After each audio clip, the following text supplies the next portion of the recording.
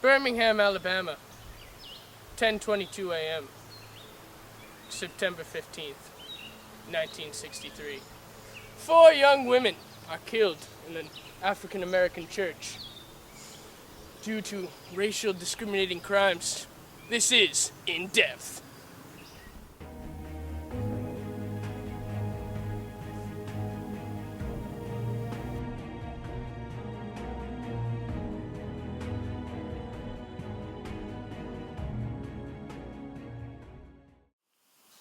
Welcome to In Depth with Nicolati.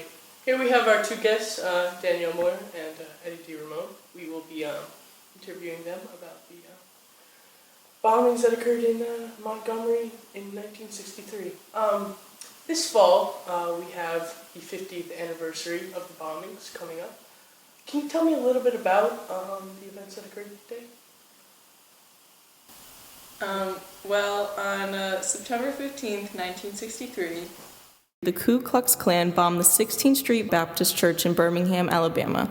This was America's most racially segregated city, and it was a huge target for the Ku Klux Klan. The African American community within the city of Birmingham revolved around this church and held many sermons there, one of which was entitled The Love That Forgives, which was coincidentally being held while the bomb took place. This event was so detrimental because it killed 4 young, innocent little girls. Their names were Addie Mae Collins, Denise McNair, Carol Robertson, and Cynthia Wesley. They were at the church because of Youth Sunday, helping lead the 11 o'clock adult service at the church, just going about their day. Just before the explosion, the 4 young girls were in the basement in the women's room without any warning about what was just about to happen. Eddie, can you tell me a little bit about the role that Martin Luther King played in the civil rights movement, not only in the South, but Birmingham, Alabama specifically? So basically what Martin Luther King did was he formed the Southern Christian Leadership Conference, or the SCLC. What this did was it took blacks from local communities to meet at churches to form ways to overcome segregation. And on a side note of Martin Luther King Jr., Birmingham is where he wrote his famous Letter from a Birmingham Jail on April 16, 1963. While leading a nonviolent campaign coordinated by what Eddie said before, the Southern Christian Leadership Conference and the Alabama Christian Movement for Human Rights, King was roughly arrested with Ralph Abernathy, Fred Shuttlesworth, and other marchers on April 12th because of Judge W.A. Jenkins' issue on injunction against parading, demonstrating, boycotting, trespassing, and picketing. In jail, King was provoked to write that letter because of a newspaper containing the statement, A Call for Unity, which was 8 white Alabama clergymen against King and his methods. The Call to Unity clergymen agreed that social injustices existed but argued that the battle against racial segregation should be fought solely in the courts and not in the streets. They criticized Martin Luther King Jr., calling him an outsider who caused trouble in the streets of Birmingham. So that's just another event that took place in Birmingham involving racial issues between whites and blacks. Eddie, can you tell me why the church on 16th Street was a target for racial violence? Well, Nick, the church on 16th Street, like many in the South, was actively supporting the civil rights movement. And in Montgomery, Alabama specifically, white violence towards African Americans was strongly promoted throughout the community. So that's why they were a target of this horrible bombing. Can you guys tell me a little bit about the aftermath that occurred in Birmingham? Or should I say, Birmingham?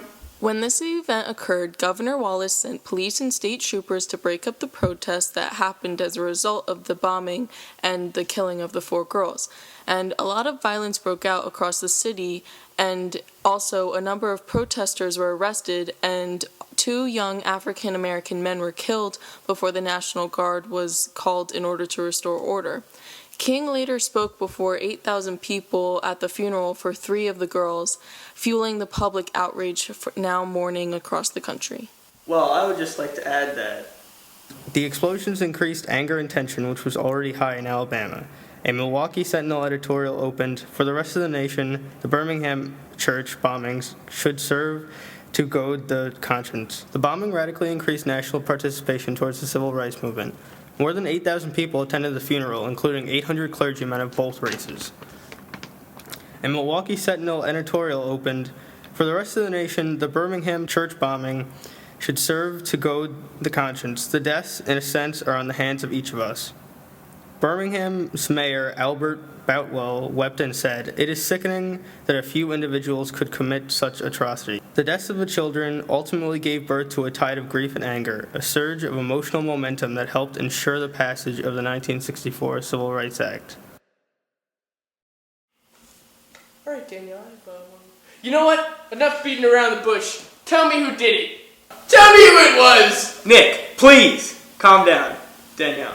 Okay, well, the four men that had to do with it, their names were Bobby Frank Cherry, Thomas Blayton, Herman Frank Cash, and Robert Chambliss. And those men were the men who formed the plan to place the bomb on the bottom steps near the basement of the church. And after the bomb exploded, civil rights activists usually started to blame George Wallace, who was a vicious racist, and he was a strong segregationalist. But a witness that was on the scene actually saw Robert Chambliss out of those four men, who actually saw him place the bomb on the steps. Well, a witness saw Robert Chambliss out of those four men actually place the bomb on the steps. So he was sent to court, and he didn't get any federal charges, except he got a 6-month trial in jail and a $100 permit for having 122 sticks of dynamite without a permit.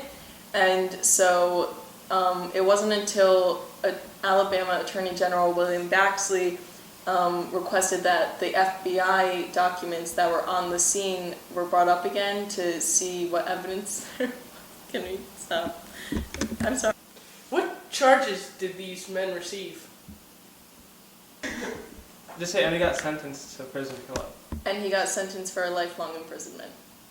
That's a wrap, people! Woo!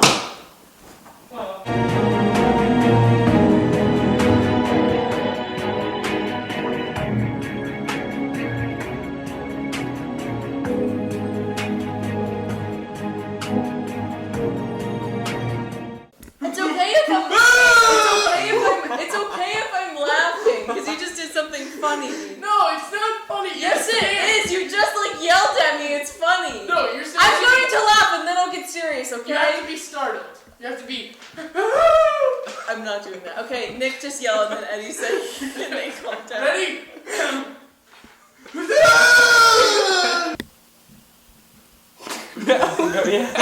Just go on. I'm always recording. Eddie, can you tell me why this jersey? Stop! Get out of my face! Go! I'm not. It's tight, yeah. It is tight? Yeah, it's just. Like our friendship? Yep. What am I? We easily have 2 minutes of bloopers at the end. Yes! We can just do that for our last 2 minutes. I swear in a lot of them, so that's probably not a good idea, actually. Just bleep it out. Are you recording, Chad?